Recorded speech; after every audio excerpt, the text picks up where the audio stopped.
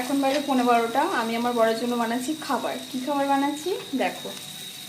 এখানে আমি বানাচ্ছি ম্যাগি।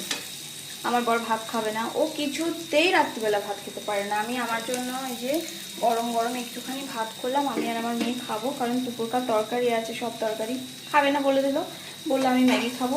আবার ম্যাগি এমনি স্যুপওয়ালা খাবে না, বললো একটু সবজি টবজি দাও, আচ্ছা ডিম দাও, কিন্তু ডিমটা একটু ফ্রাই করে নাও। তা এত আশা করে বললো, তাই জন্য আমি আর এখানটায় আমি দেখো ডিমটা ফ্রাই করে তুলে রেখেছি।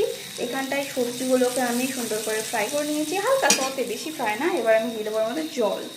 দেখো এখানটায় সবজি টবজি সব ফ্রাই করে আমি জল দিয়ে দিয়েছি। জল দিয়ে তারপরে একটুখানি সামান্য ভিনেগার আর সয়া সস দিলাম, দিয়ে ম্যাগিটা ফুটে গেছে। এবার আমি দিয়ে দিচ্ছি ডিম।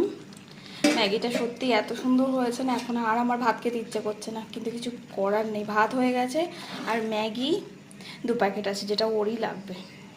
কি ভালো লাগছে দেখতে, দেখো একদম টেম্পটিং লাগছে পুরো দেখতে ম্যাগিটা। ওয়াও, এই নাও তোমার ম্যাগি। বাহ, তোমার ম্যাগি দেখে এখন আর আমার ভাত খেতে ইচ্ছে করছে না, এত সুন্দর হয়েছে ম্যাগিটা।